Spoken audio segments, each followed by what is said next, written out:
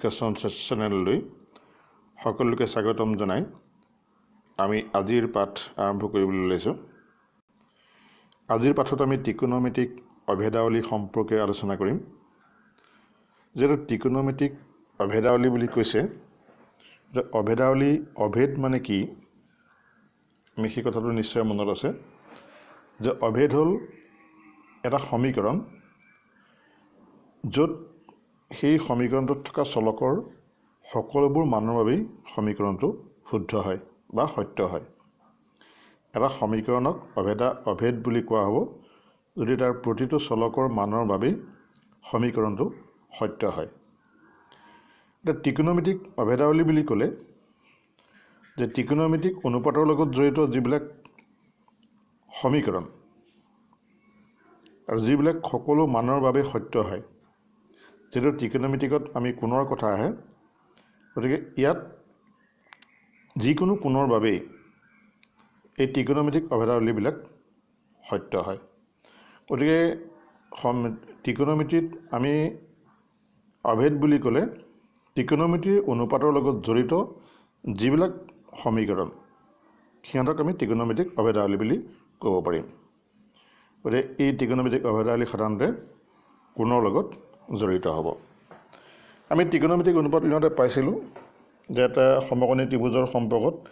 আমি আলোচনা কৰিছিলোঁ। সমকোণী ত্ৰিভুজটোৰ যিটো কোণক আমি সূক্ষ্ম কোণ হিচাপে ধৰি লওঁ, তোমালোকক কৈছিলোঁ যে চি কোণটো যদি আমি থিটা হিচাপে ধৰি লওঁ, চি কোণটো যদি আমি থিটা হিচাপে ধৰি লওঁ, তেতিয়াহ'লে তাৰ সাপেক্ষে এ বি আমি পি, বি চিক বি আৰু এ চিক এইচ বুলি ক'ব পাৰোঁ। নাইবা আমি চাইন থিটাৰ মান উলিয়াবলৈ যাওঁতে এ B by A C, cos থিটাৰ মান B C by A B আৰু টেন থিটাৰ মান A B by B C বুলিও আমি মনত নিশ্চয় আছে। সমকোণী ত্ৰিভুজৰ ক্ষেত্ৰত পাইথাগোৰাছৰ এটা সূত্ৰ আছে। আমি এটা ত্ৰিভুজ লৈছোঁ, এই ত্ৰিভুজটোৰ ক্ষেত্ৰত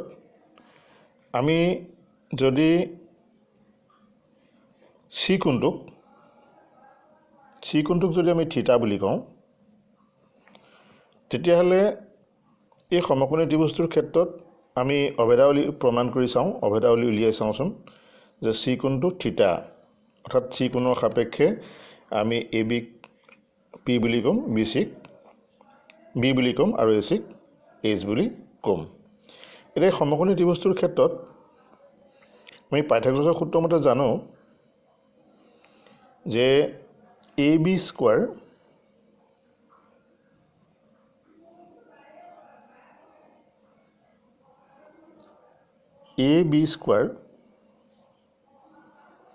plus B C square is equal A C square. এইটো আমি পাইথাগোৰাছৰ সূত্ৰৰ পৰা পাই আহিছোঁ। এতিয়া আমি এইটো এটা সমীকৰণ, যিহেতু বাওঁহাতে এটা ৰাশি আছে আৰু সোঁহাতে এটা ৰাশি আছে। এতিয়া আমি গোটেই ৰাশিটোক, বাওঁহাতৰ ৰাশিটোৰ প্ৰতিটো পদক সোঁহাতৰ ৰাশিটোৰ পদটোক আমি সোঁহাতৰ ৰাশিটো অৰ্থাৎ এ চি স্কোৱাৰে হৰণ কৰি চাওঁ। এ চি স্কোৱাৰে হৰণ কৰি চালে কি হ'ব? আমি এটা লিখিছোঁ এ চি স্কোৱাৰে হৰণ কৰি।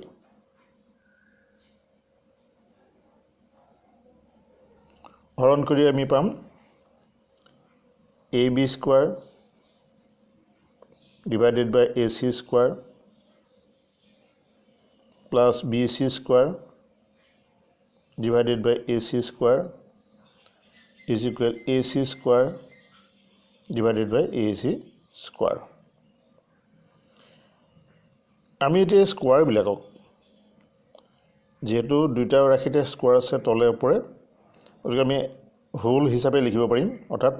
লিখিব পাৰিম A B by A C whole square plus B C by A C whole square আৰু এইফালে যেহেতু AC স্কোয়াৰ আৰু AC স্কোয়াৰ আছে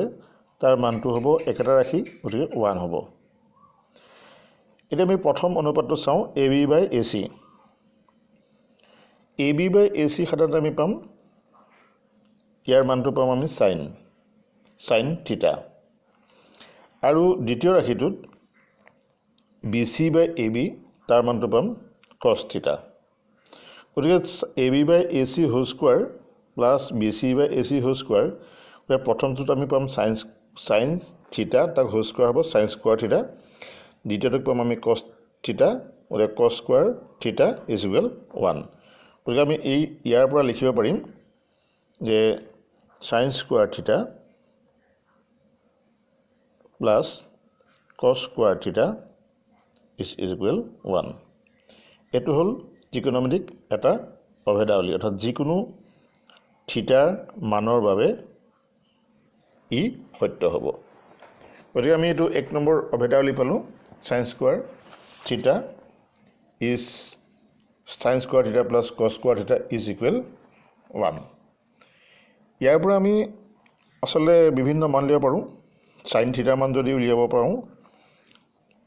যদি sin থিটা মান উলিয়াও তেতিয়াহলে cos স্কোয়াৰটো সমান চিহ্নৰ সোঁহাতে লৈ গলে 1 - cos স্কোয়াৰ হ'ব আৰু যদি অকল cos স্কোয়াৰ থিটা মান উলিয়াও তেতিয়াহলে 1 - sin স্কোয়াৰ হ'ব গতিকে আমি এনেকৈ মানবিলাক উলিয়াব পাৰিম এইবাৰ আমি sin স্কোয়াৰ থিটা প্লাস cos স্কোয়াৰ থিটা এটা আমি উলিয়ালো এইবাৰ আমি বেলেগ এটা অভেদ উলিয়াবলৈ চাওঁ যেটো সমকোণী ত্ৰিভুজৰ ক্ষেত্ৰত এইটো ৰাশি থাকিবই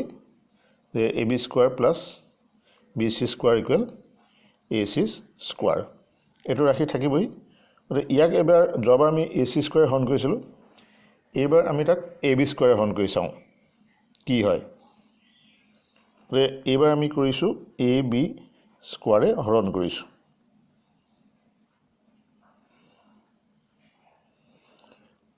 AB স্কোয়াৰে হৰণ কৰি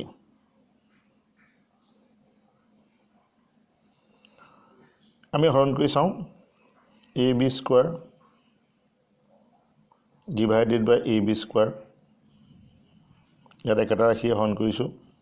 plus BC square divided by AB square is equal AC square by AB square যেটো আগৰ নিচিনাকৈ ইয়াত AB square হৰণ কৰিলে 1 হ'ব গতিকে ইয়াৰ মানটো হ'ব 1 প্লাস BC square AB আমি ইয়াক লিখিব পাৰিম BC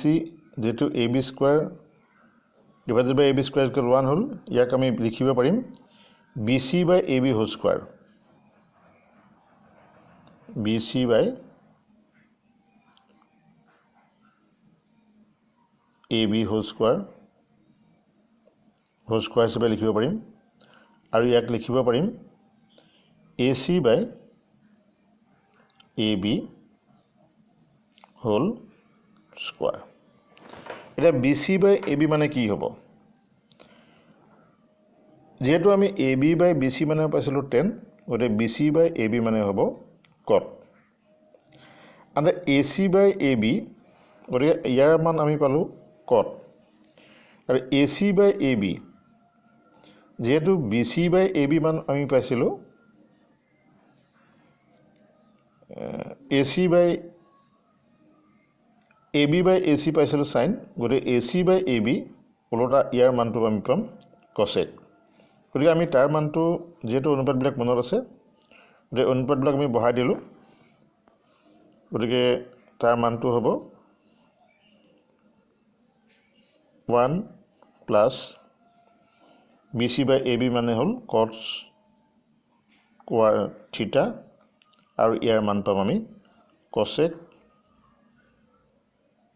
square theta ইয়াকো এটা ত্ৰিকোণমিতিক অভেদাৱলী হিচাপে আমি ক'ব পাৰিম 1 plus cos square theta equal cosec square theta এটো দুই নম্বৰ অভেদাৱলী আমি পালো এতিয়া আমি 3 নম্বৰ অভেদাৱলীটো উলিয়াবলৈ চাওঁ আমি প্ৰথমবাৰ AC হৰণ কৰিলোঁ AC স্কোৱাৰে দ্বিতীয়বাৰ AB স্কোৱাৰে হৰণ কৰিলোঁ এইবাৰ আমি BC স্কোৱাৰে হৰণ কৰি চাওঁ প্ৰথমতে পোৱা যেটো আমি মান পাইছিলোঁ তাক আমি BC স্কোৱাৰে হৰণ কৰি চাওঁ এতিয়া আমি BC স্কোৱাৰে হৰণ কৰিলে আগৰ দৰে আমি পাতি দিম যেটো মানখিনি একেখিনি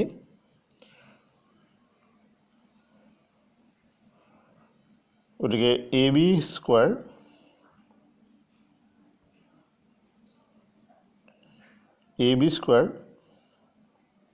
by BC square plus BC square by BC square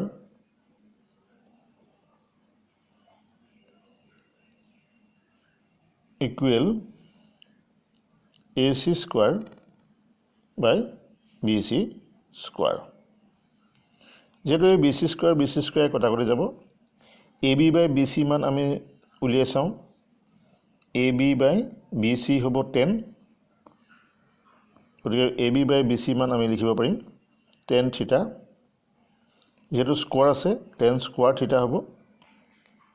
plus 1 is equal AC by BC আমি চাওঁ AC by BC AC by BC মানটো হ'ব sec যেটো BC by AB মানটো হ'ল cos গতে তাৰ উল্টাটো হ'ব AC by BC মানটো হ'ব sec থিটা গতিকে AC by BC যেটো হোল স্কয়াৰ আছে আমি হোল স্কয়াৰ হিচাপে পাতি লব পাৰো তাৰ মানটো আমি লিখিব পাৰিম sec স্কয়াৰ থিটা গতে এটো এটা ত্ৰিকোণমিতিক অভেদাৱলী বুলি আমি ক'ব পাৰিম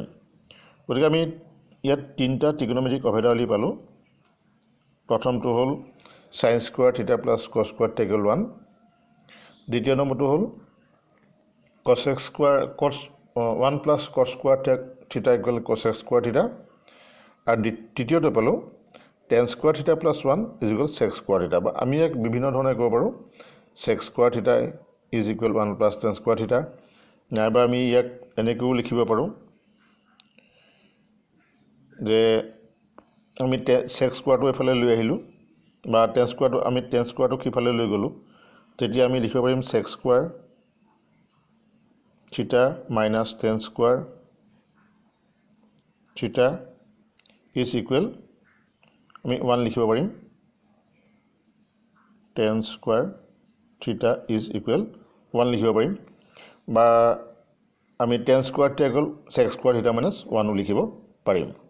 গতিকে আমি তিনটা মুঠতে অভেদাৱলী পালো যদিও তাৰ পৰা আমি আৰু তিনটা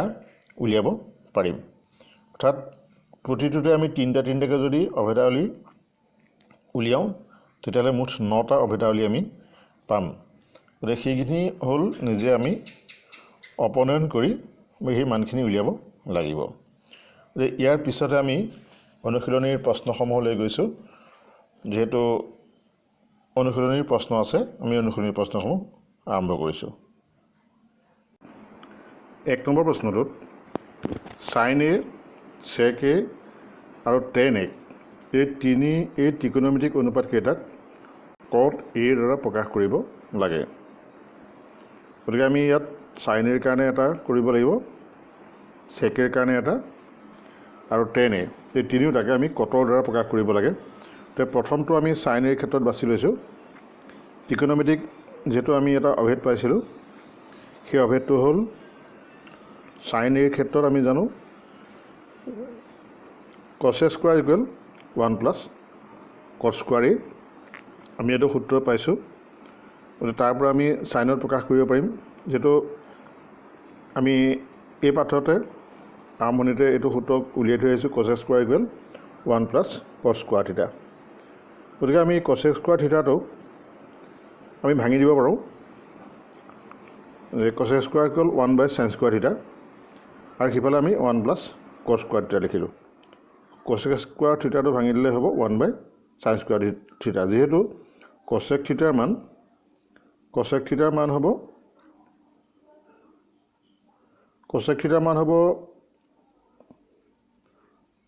cosec থিটা is equal 1 by sine theta গতিকে আমি তাৰ পৰা এটো cos স্কয়াৰ থিটা গল আমি 1 by cos স্কয়াৰ থিটা লিখিব পাৰিম ইয়াৰ পিছত আমি যদি চাওঁ sin স্কয়াৰ ইকুৱেল যেটো 1 by sin স্কয়াৰ আছে আমি তাক লুটিয়াই দিলে 1 by sin স্কয়াৰ থিটা sin স্কয়াৰ হল তাত 1 টো তললৈ আহিলে sin স্কয়াৰ ওপৰলৈ গল ইয়াত আমি 1 plus cos স্কয়াৰ তলত 1 আছে গটে 1 টো ওপৰলৈ গুচি গল আমি তেনেকৈ নিব পাৰিম ইয়াৰ পিছত আমি সৰল কৰি চালো যে sin স্কয়াৰ থিটা ইকুৱেল আমি গুটেটো যেহেতু আছিল sin থিটাৰ মান আমি গুটেটো বৰ্গমূল ল'ব লাগিব বৰ্গমূল ল'লে যেটো আমি 1 ৰ বৰ্গমূল ল'ব পাৰিম গতিকে 1 ৰ বৰ্গমূল হ'ব আৰু 1 plus cos স্কয়াৰ a হ'ব গতিকে আমি এটো সাইনৰ মানটো তেনেদৰে উলিয়াব পাৰিম sin a টোক আমি এটা কটত প্ৰকাশ কৰিলো এটা আমি সেকৰ ক্ষেত্ৰত চাওঁ সেকৰ বাবে যেটো সেকৰ বাবে আমি এটা সূত্ৰ পাইছিলো sec a = 1 plus tan square a গতিকে তাৰ পিছত আমি ভাঙি দিও sec square equal tan square মানে হ'ল 1 by cos স্কয়াৰ a যেটো tan স্কয়াৰ মানটো আমি ভাঙি দিছো প্ৰথমটো sec square a = 1 plus tan square সূত্ৰ এটো অভেদ গতিকে tan টো যেহেতু tan = 1 by cot গতিকে তাক আমি 1 by cot স্কয়াৰলে ভাঙি দিছো তেতিয়া আমি দেখিলো যে sec স্কয়াৰ ইকুৱেল ইয়াত আমি ভগ্নাংশ যদি সৰল কৰো তেতিয়া 1 ৰ তলত 1 টা আছে যেটো 1 ৰ তলত 1 টা আছে আমি 1 ৰ তলত 1 লৈ কলো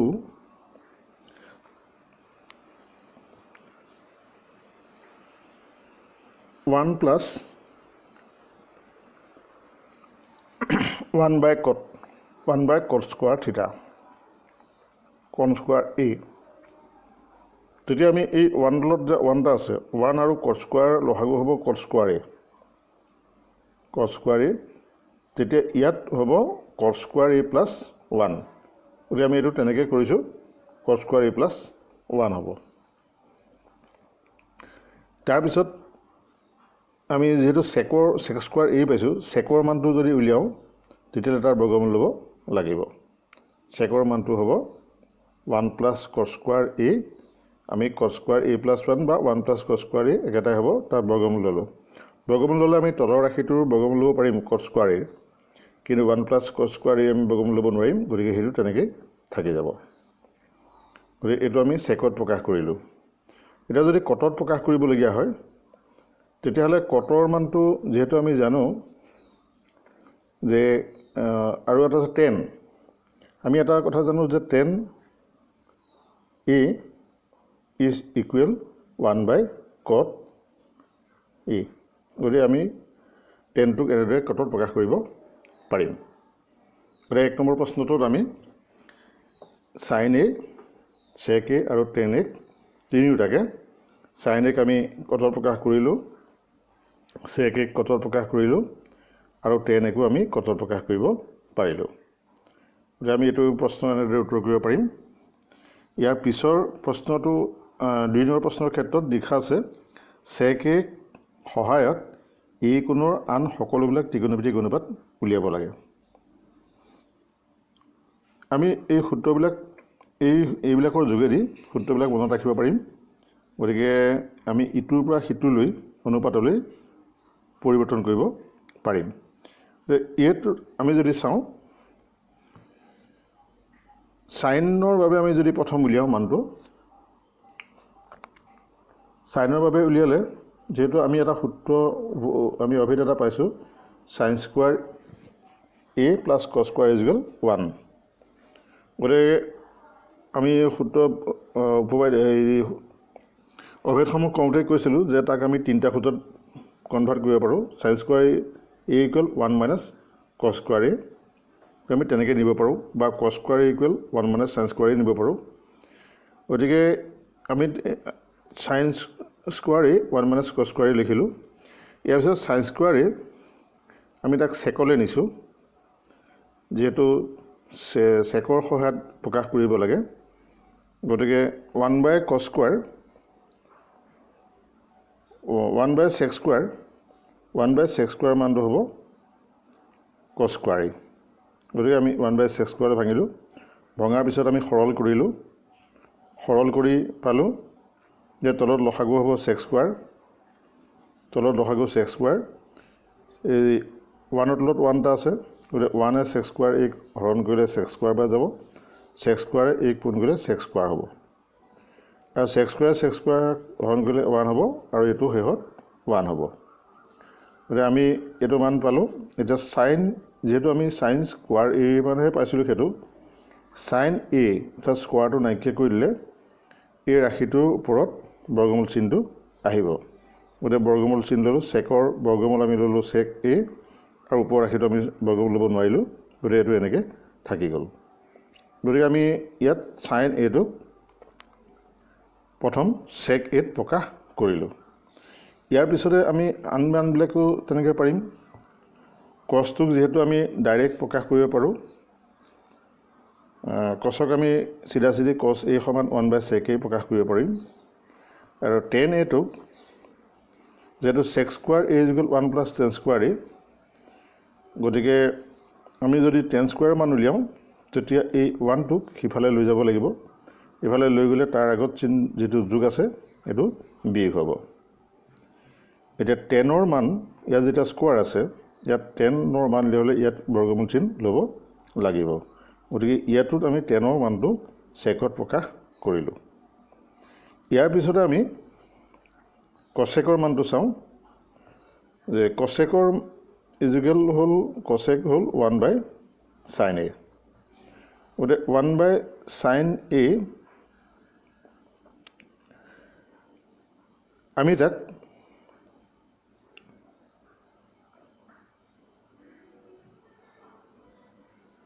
cosec ইকুৱেল 1/sin a যেহেতু আমি sin a ৰ মান উলিয়াই থৈছিলোঁ sin a মান আমি উলিয়াই থৈছিলোঁ আগৰ পৃষ্ঠাত যে sin a মান কিমান হ'ব sin a মান হ'ব √sec² - a / sec a গতিকে আমি sin a পাতিলোঁ √sec² - a -1 / sec a পাতিলোঁ গতিকে cosec a মানটো যেহেতু এইটো এটা ভগ্নাংশ হৈ আছে গতিকে ভগ্নাংশটোত এই sec a টো ওপৰলৈ গুচি যাব আৰু এইটো তলত থাকিব গতিকে sec a / sec² a - 1 আৰু কটৰ ক্ষেত্ৰত যেহেতু আমি জানো কটৰ ক্ষেত্ৰত cot a = 1/tan a আৰু tan a মানটো আমি পাই থৈছোঁ আগত উলিয়াই থৈছোঁ tanৰ মানটো গতিকে tan a মানটো হ'ল sec² a - 1 গতিকে তাত আমি sec² a - 1 বহাইছোঁ এইটোৱে এনেকৈ আমি গোটেইবিলাক ত্ৰিকোণমিতিক অনুপাতত sec a প্ৰকাশ কৰিব পাৰিছোঁ গতিকে তোমালোকে হয়তো বুজি পাইছা প্ৰশ্নবিলাক যেহেতু আমি সূত্ৰসমূহ ইয়াত অভেদসমূহ ব্যৱহাৰ কৰিছোঁ গতিকে অভেদসমূহ জানিলে এই প্ৰশ্নসমূহ কৰাৰ অসুবিধা নাহে